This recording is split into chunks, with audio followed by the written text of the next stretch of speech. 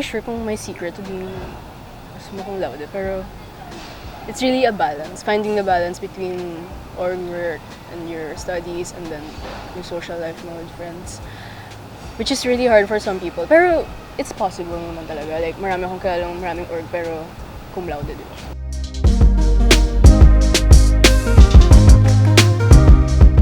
Well, at first, hindi ko talaga na-expect nag-graduate ako sa SCL. During the grad, it just really felt unreal for me.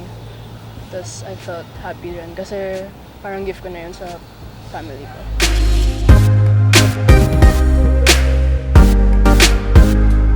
Like, I play badminton. Like every Sunday, meron akong badminton group going with my family and yung friends namin. So, nung time na nagkikisis na ako ulit, mas nagba-badminton ako ulit. Kasi tingin ko nakatulong talaga siya. Kasi parang de-stressor din yung yung physical exercise.